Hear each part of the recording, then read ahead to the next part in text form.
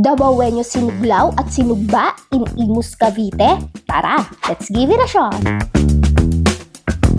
Tara, samahan niyo akong e-experience ang Dabawenyo food dito sa Yan Yan Bistro. Dito lang sila sa Ilaya Proper, Mia Road, Pasong Buyato, Imus, Cavite. Ma-e-experience mo nga dito ang Dabawenyo sinugba o inihaw. Available yan in pork at chicken. At napakasulit niyan ha, dahil lahat ng ito ay unlimited rice. Nagustuhan ko nga dito ang kanilang sinuglaw. Isang Dabawenyo dish na meron kinilaw na tuna, gulay at liempo. Meron nga rin silang bulalo dito at seafood pansit na tunay ding must try.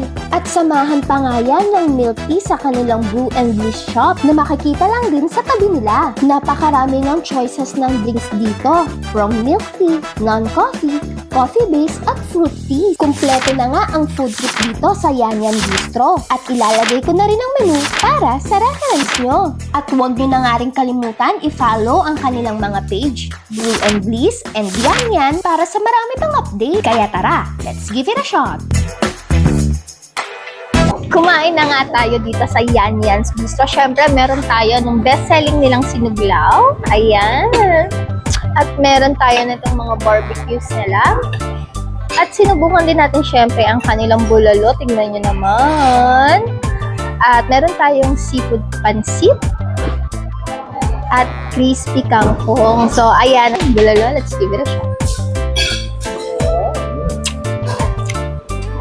Tamang alat lang. Sobrang meaty.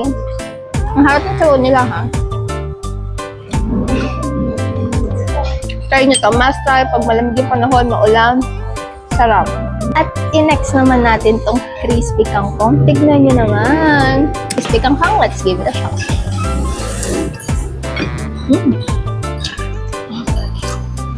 Ang harap ng suka nila.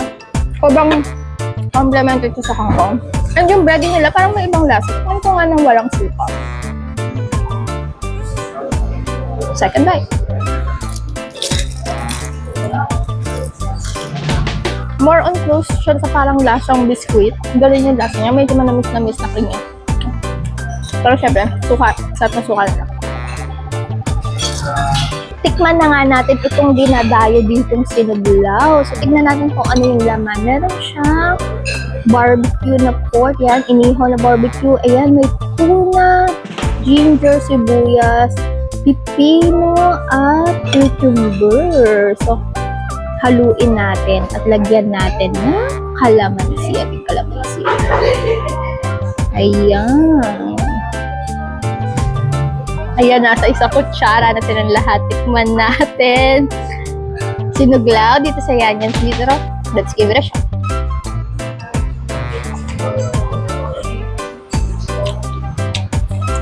Okay. Unang malalasahan mo yung kalat asin. Kasi sabog yung flavor ng grilled na pork. Plus yung chunkiness ng tuna. Ang sarap ng flavor niya. More. Gulay. Sarap. Alam ko na kung bakit siya pinupuntahan dito. Puntahan nyo na daw. Ito naman tayo sa kanilang famous barbecues. Ayan, meron tayo nitong chicken. Meron din tayong pork. At ito yung serving nila. Give it a shot.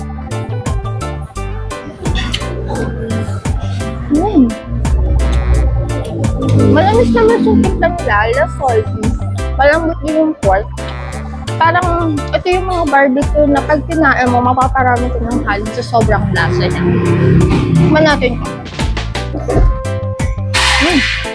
Bagay na bagay yung timpla nila ng pork sa atsara nila. Tikman natin. Chicken, let's give it a shot. Gusto mang inasal yung lasa niya, ha? Ang sarap. Itong mga barbecue nila, mapaparami talaga ng kanin. Pero yung masasabi ko dito, ang sarap nito, ang lasa. At sobrang close to mga inasal talaga yung lasa. Ang sarap. Natin tong in-order natin sa Brew and Bliss. Ito yung kanilang Oreo cheesecake. Tignan nyo, ang daming cheesecake. Ayan. Haluin natin. Ang dami ring Oreo. Tikman natin to. Oreo cheesecake. Let's give it a try.